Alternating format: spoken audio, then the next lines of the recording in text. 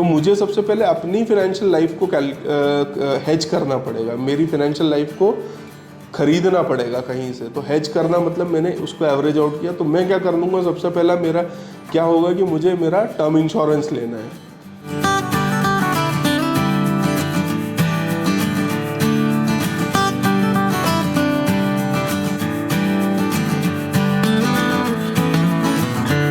नमस्कार, मैं अवनदीप सिंह सासन आप सबका स्वागत करता हूं अपने YouTube channel Pratyush FM services में।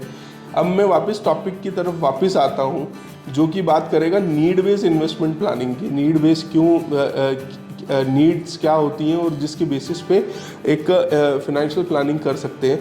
अब इसको हम ये बोलें कि हम जो भी हमारी इच्छाएं हैं, जो हमारा मन बोल रहा है, जैसे हमने एज में लिया था मिस्टर ए जिसकी एज 25 थी, उसकी नीड क्या थी या उसका गोल क्या था, या उसने क्या सोचा था कि मुझे खुद का घर होना चाहिए, तो वो उसका गोल हो गया था कि मेरा खुद का घर होना चाहिए।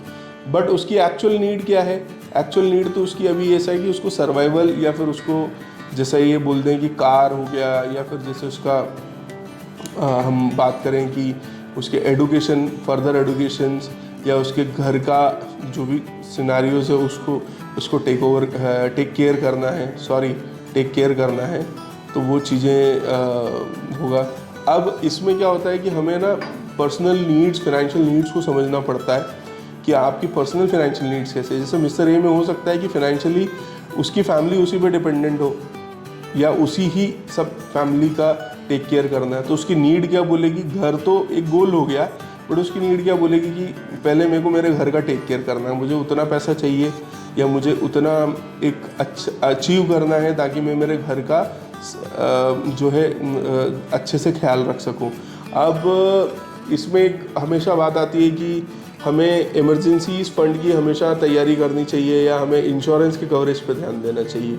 तो ये एक बहुत ही इम्पॉर्टेंट एक अलग टॉपिक हो जाएगा। इस पे मैं अलग हम बात कर सकते हैं कि इमरजेंसी फंड्स या इंश्योरेंस कवरेज क्यों इम्पॉर्टेंट होता है नीड बेस्ड प्लानिंग के पार्ट में।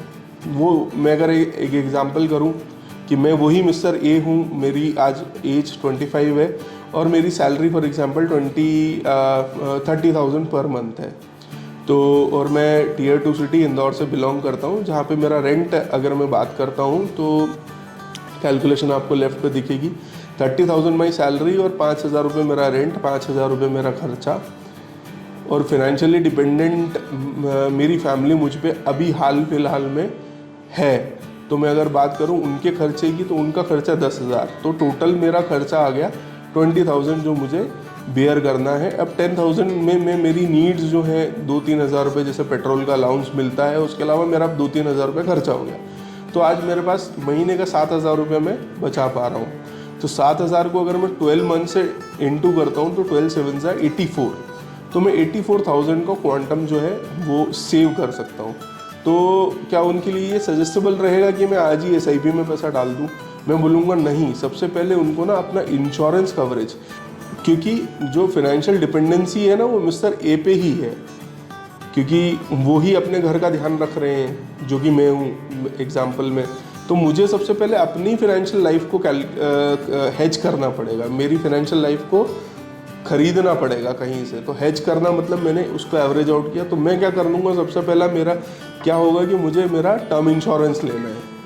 फॉर एग्जाम्पल मेरी एज वही, जैसे टर्म इंश्योरेंस का कैलकुलेशन कैसे होता है ह्यूमन लाइफ वैल्यू पे, ये भी एक टॉपिक है। तो वहाँ पे अगर मैं बात करता हूँ कि मुझे 30 साल में काम करता हूँ, तो 30 × 20 मतलब जो मेरा जो सैलरी है 4 लाख रुपीज़ का, या 30,000 से होता है 3,60,000 रुपये। अगर ओवरऑल पैकेज की बात करता हूँ तो 4 लाख रुपये पकड़ते हैं, तो 30 साल × 4, तो मेरा 1.2 CR मेरा फिनेंशियल एक वैल्यू हो गया, जो कि मैं मेरी फैमिली में कंट्रीब्यूट करने वाला हूँ।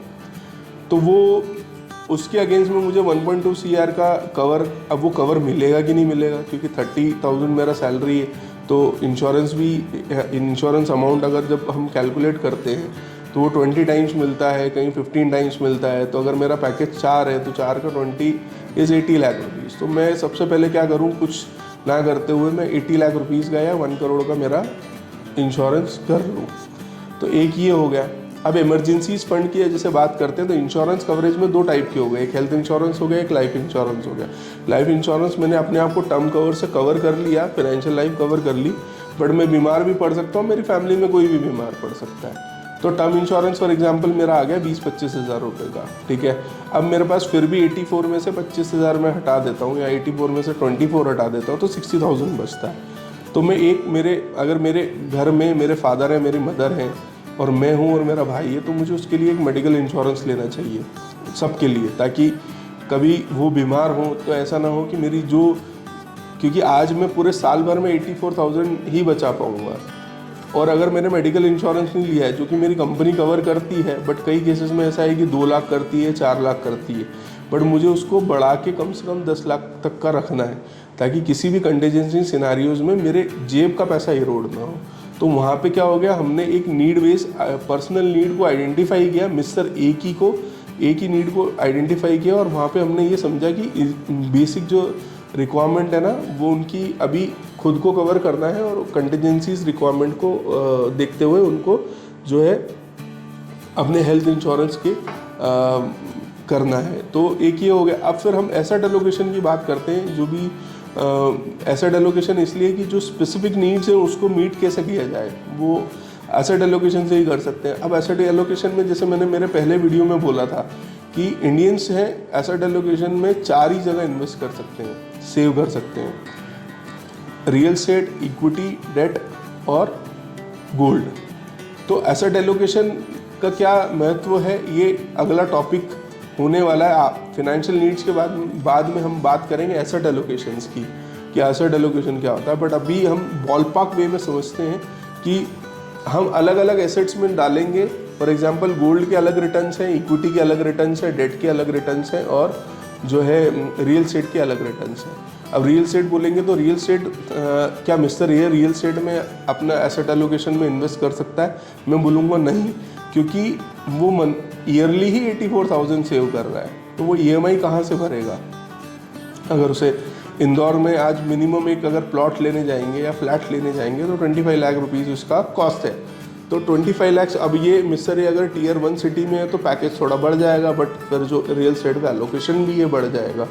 तो क्या मिस्टर ए के लिए वो एसेट एलोकेशन राइट है? तो मैं बोलूँगा नहीं, क्योंकि वो नहीं कर सकते। तो बचे क्या? गोल्ड हुआ, डेट हुआ, फिर इक्विटी हुआ। तो वो हम एसेट एलोकेशन में समझेंगे कि क्यों कौन सा आइडल मिस्टर ए के लिए, और हम केसेस डिस्कस करेंगे 25 साल, 35 साल और 45 साल, 55 साल। तो उनके हिसाब से हम एसेट एलोकेशन के केसेस अगले वीडियो में उसमें कवर करने वाले।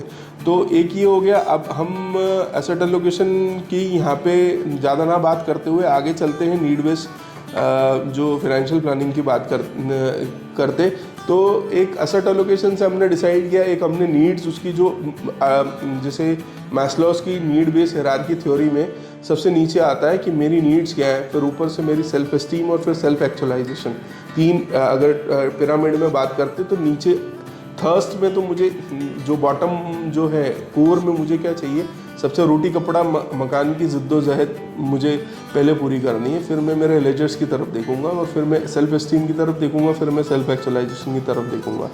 तो ये कहीं ना कहीं कवर होता है नीड बेस्ड एनालिसिस से या नीड बेस्ड फाइनेंशियल प्लानिंग से।